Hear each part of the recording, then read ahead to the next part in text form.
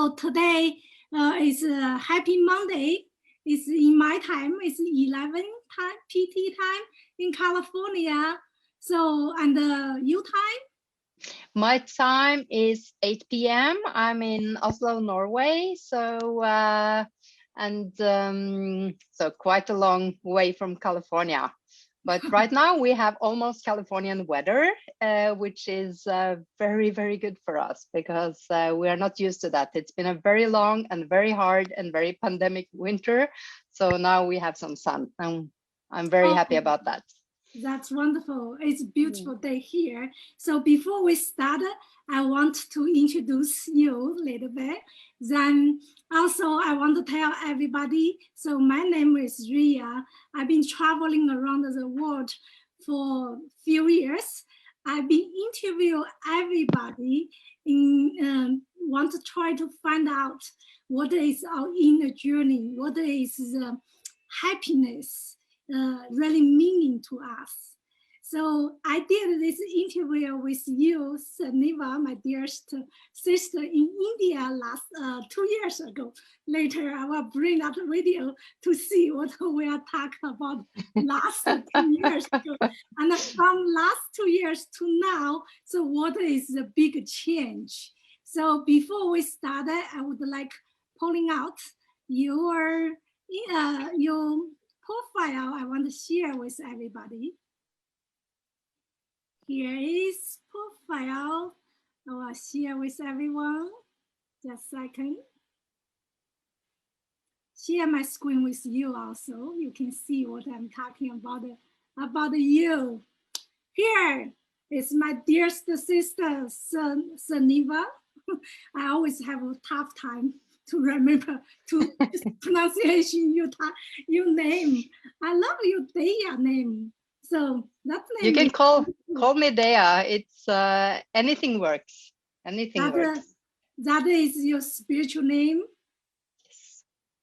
Yes. So Sunniva is a life coach, mindfulness instructor, yoga teacher, and entrepreneur. How to say that word? You correct me, help me. Entrepreneur, maybe? Yes, you know, your pronunciation is as good as mine. I'm Norwegian. As you all know, English is my second language. I always joke around when I don't speak, I cannot pronunciation that name. I will say, let's speak Chinese for a second. Ni hao. Ni hao. Yeah, so, that's as far as I go. So also you are acupuncturist for 25 years. Wow, that's a long time. So where you live exactly now is in Norwegian? Yes, I live in Norway. I do. I've actually moved from where I used to live for a very long time. So I live in a very small city called Svelvik.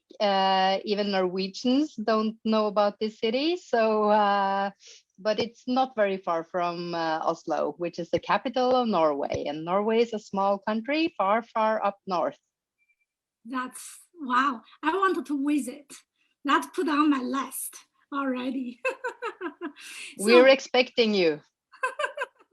I will be there.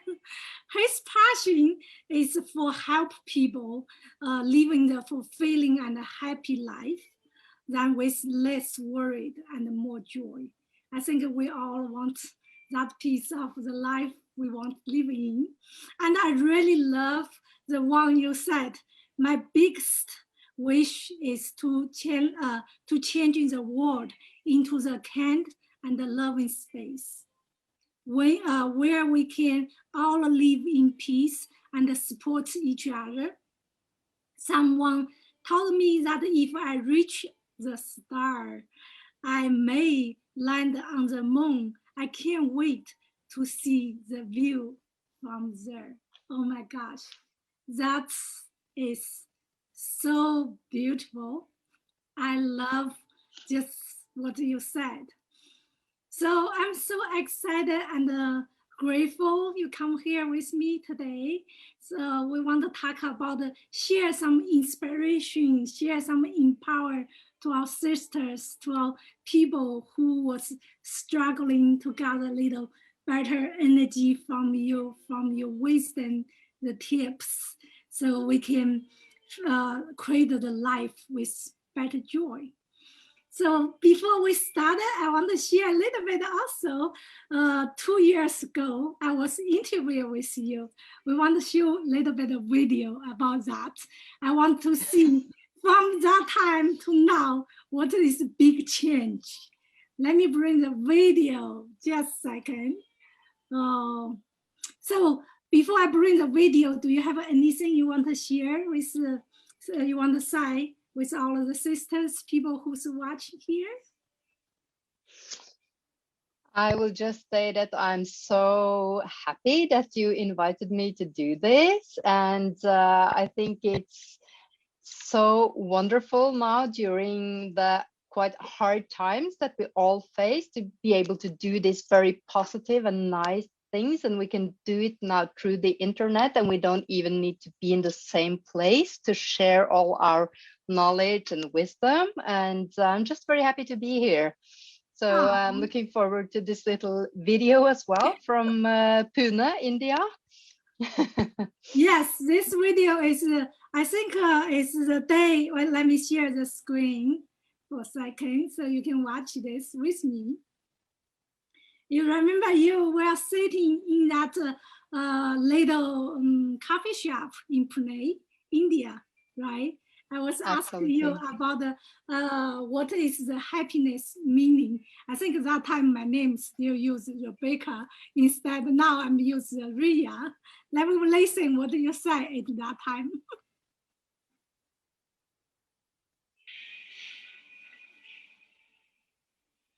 My name is Sunniva Borge. I'm 52 years old and I'm from Oslo, Norway. Sunniva. Sunniva. Yes. Sorry, Sunniva, a beautiful name. So, what is happiness meaning to you? That's a very big question, Rebecca. I think happiness has a lot of meanings to me. Happiness has got to do with freedom and being able to choose, and it's got to do with having an open heart and not being afraid. That's happiness to me. That's beautiful. Thank you. That is the little video in India. Is that bring some memories? Absolutely, that was a throwback. And I think that our trip to India and the experiences we shared with all the meditation we did there, it really was not only an eye opener, but also a heart opener for me. And I think it really made my career as a happy person kind of take off, because when we went to India in 2018, I'd been kind of divorced for a year, and it was not one of my highest kind of moments. I was quite down actually when I got there, and I was not prepared for all the very, very intense meditations that we did. But yeah, I think yes. it shaped me, and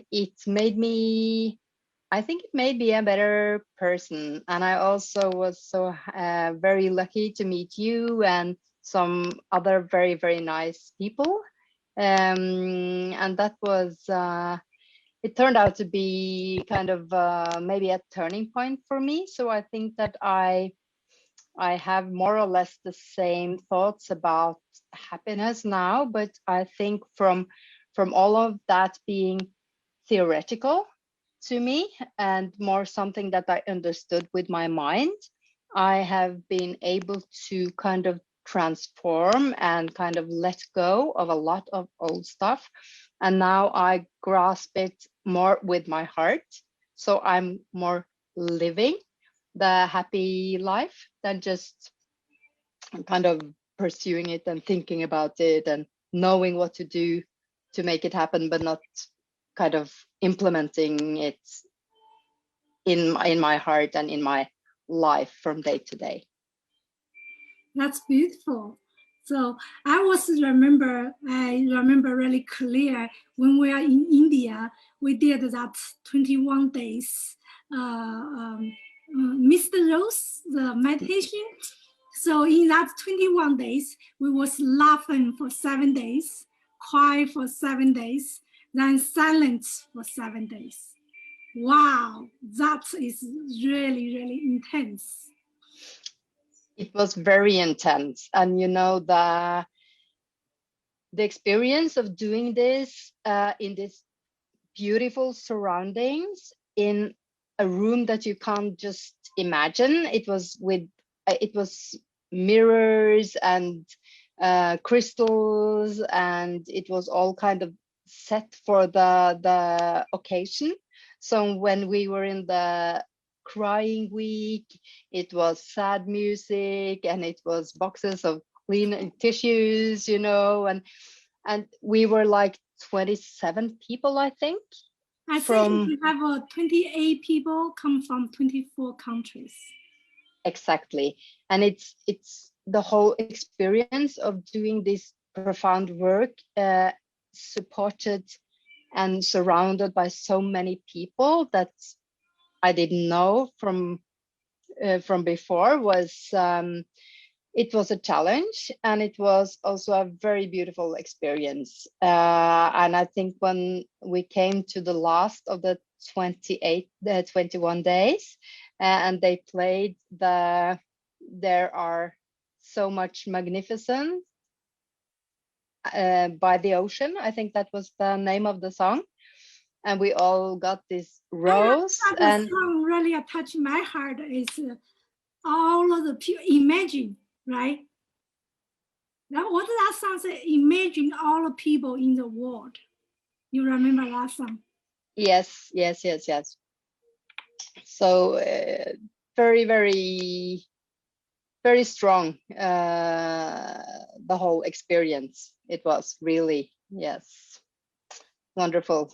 Yeah, that's what it's interesting, you know, when we're doing that meditation, I was thought when we do 7 days crying will be much easier than laughing, because inside me, I feel I have so many things I want to release with myself, childhood trauma, with the things I'm going through with my life. I will be think, wow, 7 days cry, I can do that.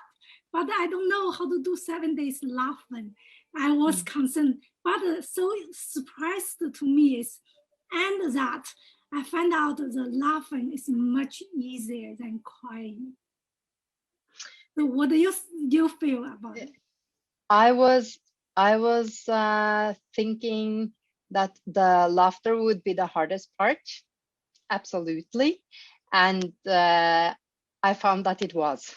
So to me, the laughter was the hardest part, really, because I think the crying was just, I was looking forward to the crying.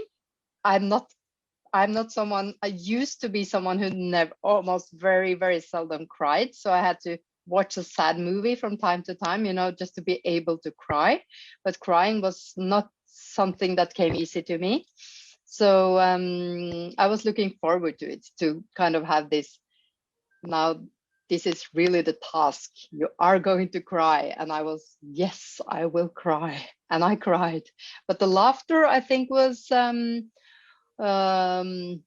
there was probably some kind of obstructions somewhere and some stagnation that made the laughter part difficult for me. But after a few days and with so much laughter all around, it was easier. Yeah, I was feel like before when we started, I was thinking beginning at laughing. I don't know what I can laughing about. I feel it's nothing. But when we started fake of we laugh, then until you real laugh, it's getting easier and easier. Really, and I found out anything. We could go anywhere, find anything is funny. Then I really enjoy that. You just laugh without no reason. You can just laugh. I think that big bring to me is how we release the condition. You know, when we grew up, the parents of society will tell us, you cannot laugh like that. You cannot cry like this. So that's part we think is complete release, freed us, freed me at least. I can laugh and whatever I want to laugh, then cry, just don't have to feel same, don't have to feel not good, just release what anything I hold on. So how about the last part? It's about the silence. What does that bring to you?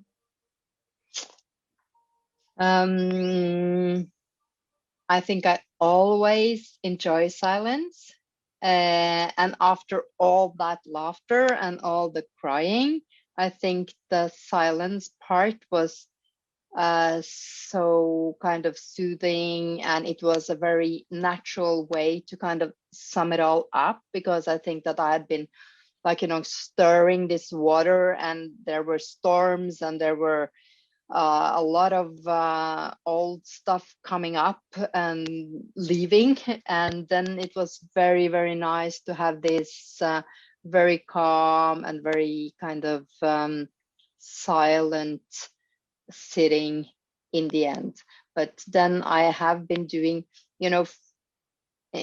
I've been doing some meditation before, absolutely, and then it has been a lot of silent sitting.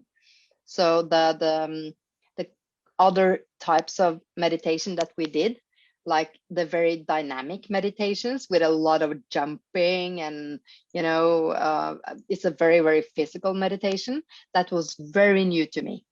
So and also the screaming and the yelling and the dancing, and that's not something that I would normally think of as meditation. So when it came to the silent sitting, it was like, okay, now I'm home, I know how to do this. This is something that I'm familiar with. So I found that a very good way to wrap it all up. Yeah, I have that feelings too. I think we experience about the 20, 30 different meditation in there, right? For that. For me, I just come back from the Nepal. I was did a 10 days silence meditation with Vipassana. In that 10 days, we cannot stretching, we do nothing except just sit there over 10 hours a day. So that after that, then come to there, do the 7 days, 3 hours silent sitting. Oh, for me, just like a retreat, I just love it. I enjoy it so much. Then I was feel after 7 days laughing, after 7 days cry, then the last 7 days silence, that's just absolutely helped me really deeply connect in myself, connect inside of myself, really watching why I'm crying, why I'm laughing, really have raising a lot of questions with me, then help me find a really true peace, that moment to connect with me. That was really, really wonderful time. It was. So that is amazing. I miss that. We will go back to reunion there again. I will be looking forward to that. And there are so many things I would like to do. And, I have been traveling a lot as well, not as much as you. I think no one has traveled as much as you have before the pandemic hit. But I've also been traveling a lot, and I was like planning on going back to Pune. I was planning on going maybe to see you in California. I had so many things I wanted to do. And all my plans were kind of canceled, and there was this big red cross. No, can't go anywhere. So, and that makes me even more appreciative of the things that I have been doing, and also very eager to plan for new adventures in the future. So I know we will be back there, and we will do our meditations, and we will go to this hotel and sit on the rooftop and watch the sunset and have our little glass of white wine or your whatever Hennessy, or maybe nothing at all to drink. I don't know, but we will go back. Yes, yes, I'm so looking forward. Oh my gosh, I feel so blessed. So I did my 2 years traveling before pandemic, before things happened. So in these 2 years, I did, I think it's like a 30 country, over 100 cities. I was across in Tibet, all of the village for 3 months, living in the mountain with the monks, then meditating with them, then few months in India, few months, and then I spent like almost 1 month in Egypt. That was a very difficult time for myself, traveling in Egypt. It's a little bit hard. Then I did 21 days in Sri Lanka for the detoxing. You introduced me, remember? You referred me. So all of the things I go through, really the journey, I don't say it's travel, I say it's deep inner journey, really to knowing myself. And the big way I bring home is I meet you, I meet all of the sisters, all of the people around the world. And when we're doing that type meditation together, I feel that we connect with deeply our soul connections. Even now, I feel like we know each other in a whole life. Even we come from different culture, different place, but think how amazing we can meet somewhere all in India and now continue our lifetime sister love. That's Yes, really yes. I feel the same way, but I also think that, I think that we are one, every one of us. Everyone in your wonderful group and everyone in the world is actually kind of one big organism. It's just that we are kind of here with its physical body right now, but I think we're part of the same big energy anyway. So, and sometimes you meet people that you kind of feel that you know already, even before you have talked to them very much. It's got probably something to do with frequency and how we vibrate. And it's just like, yeah, and that's one of I had that feeling with you that there was some kind of connection, and also with your kind of background and your where you come from. And I come from not the same place, but we have not the same history, of course, but some of the same elements in our history, which also I think unites us. Yeah, I agree. I think we are all, like you said, oneness, and each of us, no matter where we come from, what is the different culture, or how do we grow up, but we all want to belong with someone, belong the love with ourselves, with people who are around us. We all want to feel beloved, then be able to give love and feel beloved. I think that is big. How to say that, like a humanity inside each of us. Yes. Yeah. So I want to ask you one thing. After all of you traveling, all of you discovering with yourself, you bring a lot of things to other people. So what is a big challenge have you overcome in your life now, and how did that define who you are today?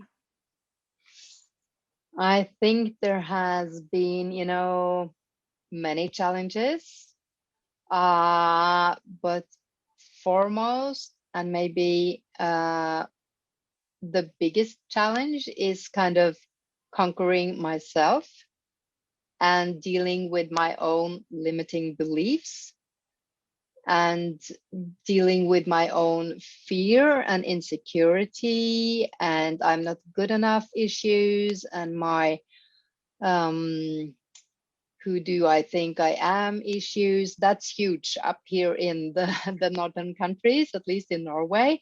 Like the very who do you think you are?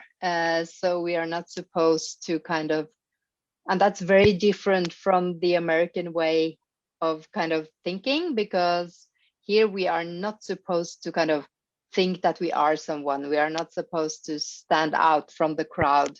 So it's better like to be one of the sheep and not kind of stick your head very high up, because then it's like, who does she think she is? She's a sheep just like us. Just stay down, stay low.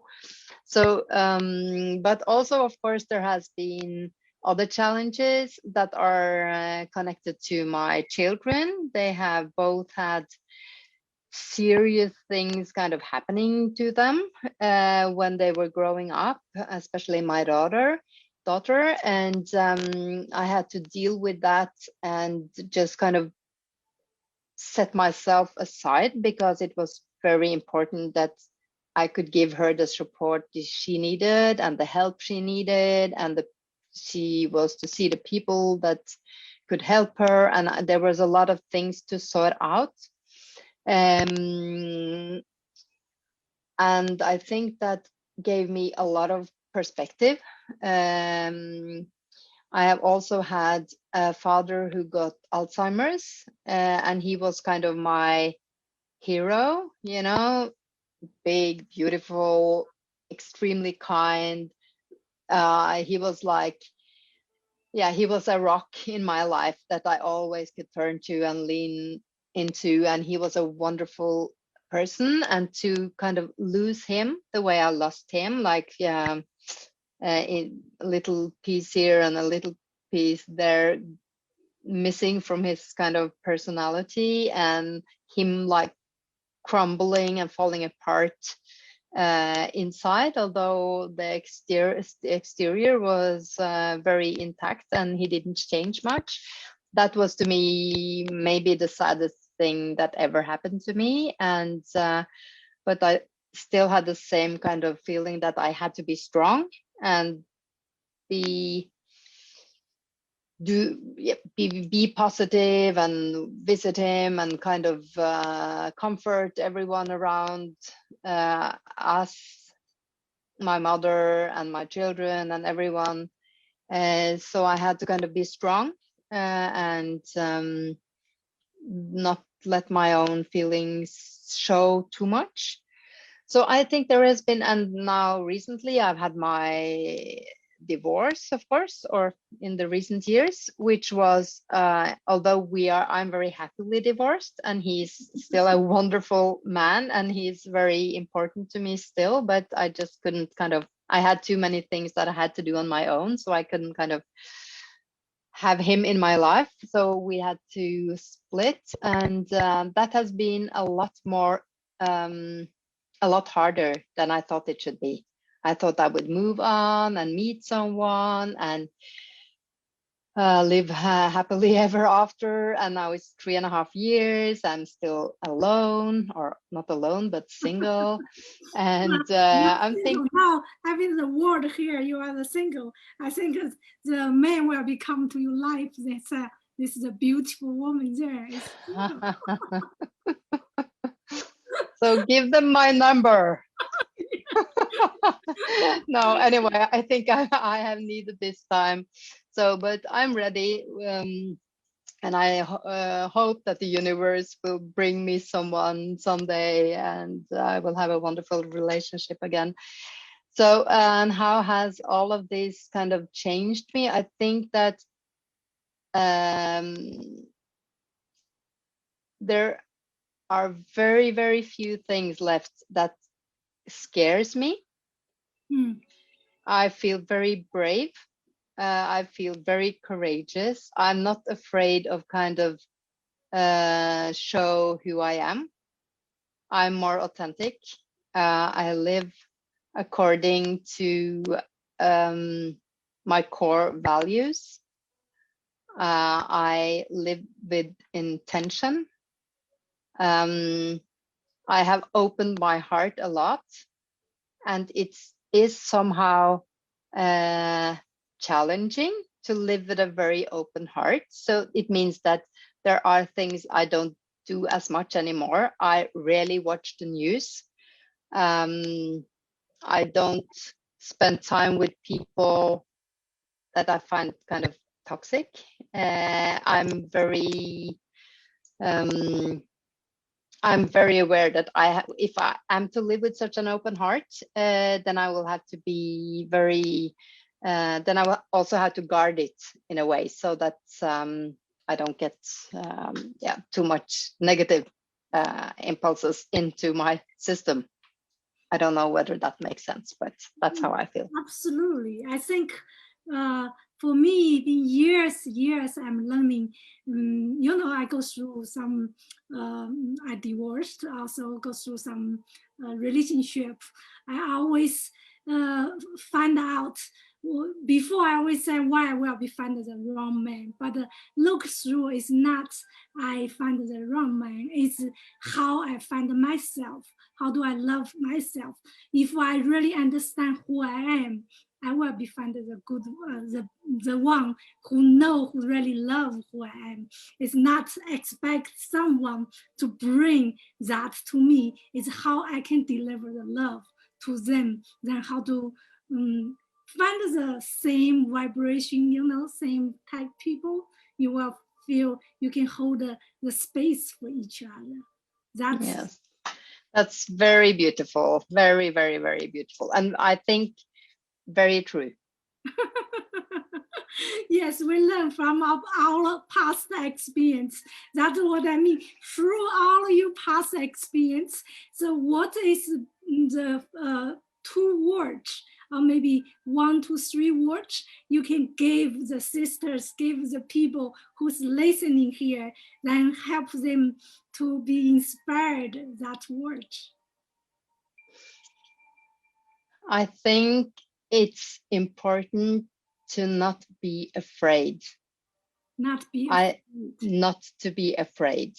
I think that the universe is supporting you. I think that if we have the ability to trust and believe that good things are happening, and there are only good things kind of ahead of us, I think that does a lot to the way we think. Trust the universe. And I have a friend who says she's a very left brainer and I'm a right brainer, of course. So she's like, oh, no. That's where our kind of roads part.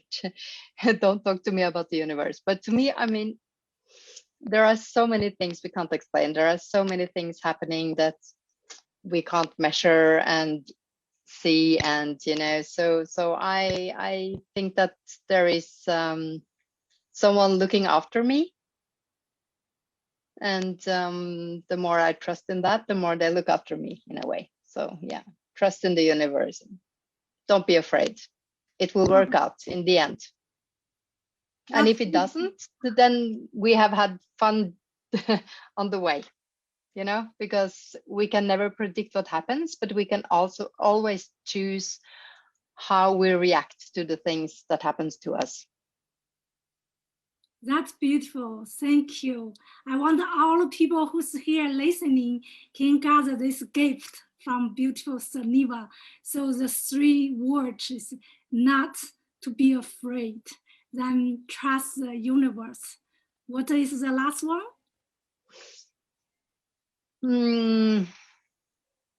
That will all come to you. Let go of the things that are no longer, or just let go. Let go of the things that you no longer need. Oh my gosh, that's beautiful. Okay, before we will be done with interview, thank you very much for coming here with me. I always feel so much love from you. Then I would like to invite you. We have a 2 minutes meditation, just a silence to take in what we all talk about, what we all want to be. So that's connect with we inner self. Just take in the energy, the universe, the love from you, from all us to the world. Thank you. I would like to invite you and all of you sit here, have 2 minutes meditation with us. We can take 3 deep inhale and exhale. Then close your eyes.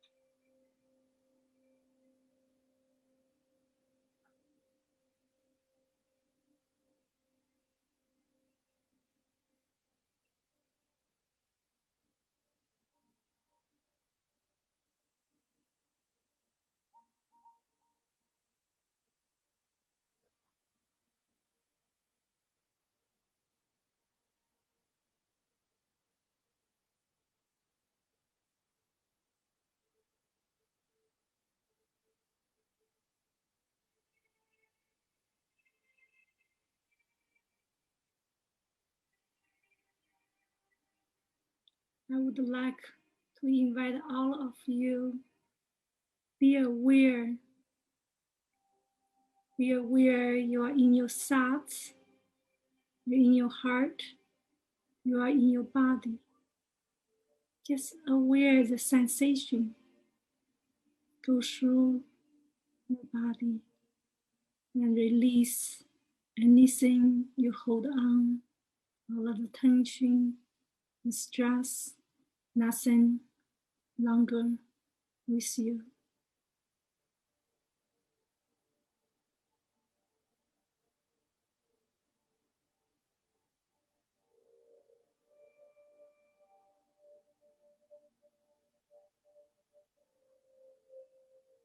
And on next inhale, bring little smiling on your face.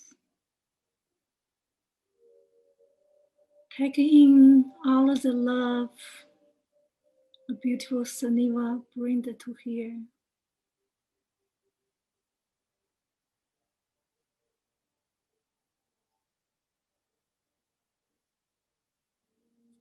When you're ready, you can slowly open your eyes.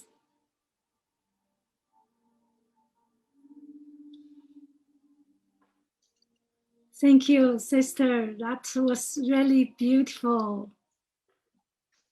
You're welcome. Thank you for giving me the opportunity. And thank you for that last meditation. That was really what I needed to kind of let it sink in. Thank you. Thank you. Thank you, everyone watching. I will hope to see you next time. Join me with our soul conversation. Thank you.